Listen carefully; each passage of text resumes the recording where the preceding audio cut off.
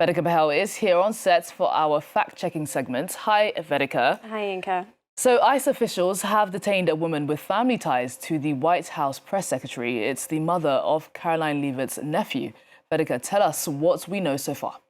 Well, Yinka, this is Bruna Caroline Ferreira. She's a 33-year-old resident in the Boston area who emigrated from Brazil to the US as a child. She's also the mother of an 11-year-old boy who she shares with Michael Leavitt, the brother of White House Press Secretary Karoline Leavitt. They are no longer together. Now, according to local media, Bruna Ferreira she left her home in her Boston suburb of Revere to pick up her son from school when she was detained by ICE agents. Her sister told the Boston Globe that these agents were not the most gentle with her. Now, her sister also said that in the panic and vulnerability of the situation and the desperation of it all, Bruna Ferreira mentioned her ex-fiancé and her connection to the White House through his sister.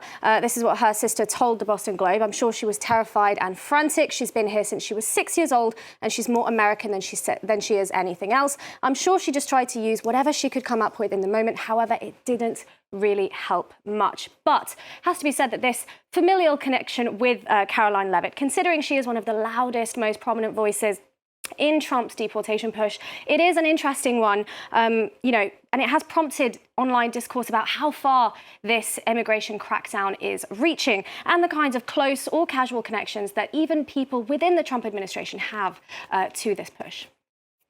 Well, Vedika, there has seemed to be some conflicting reports about the family's relationships. Tell us more about that. Yes, this story has triggered some debate over Bruna Ferreira's background. Some media reports, like this one in The Guardian, quoted an anonymous White House source who said that the child lived full-time with his father since he was born and that he's never resided with his mother. This has, in fact, been disputed by the sister of Bruna Ferreira. She told media that whilst the couple broke up over a decade ago, they share custody of their son. Now, there is also an article dating back over 10 years ago, October 2014, in the Salem News. It's an article that features Michael Leavitt having won $1 million in a fantasy football competition. And Bruna Ferreira appears with him in this article, and she is quoted in it as well as his fiancée. She is quoted as saying, "We don't really need much. We have our health. We have a nice condo." So emphasis there on the we, giving the impression that they did live together and their son lived with them as well. So that definitely throws into question that White House quote about the child having never lived with his mother. And finally, Vedika, has Karoline Leavitt addressed this story? No, Karoline Leavitt has not made any public statement about her brother's ex-fiancé. She has also declined to make a comment to the media as well.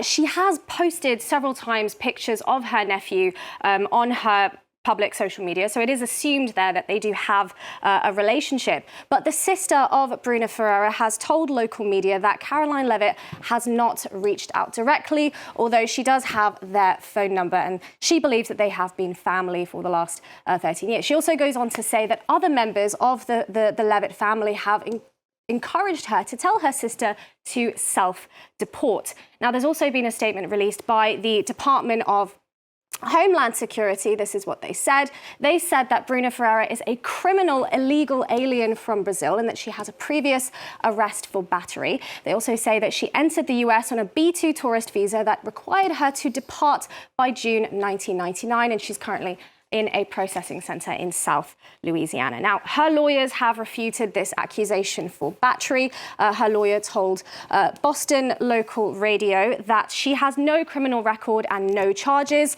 and that they are labeling her a criminal because of some charge that they don't think exists. He also said that she entered the country lawfully as a child through the DACA system and that she was in the process of trying to obtain a green card. Now, as I said, Yinka, this is just what we know about this story for now, but we will have to keep an eye and see how it unfolds going forward.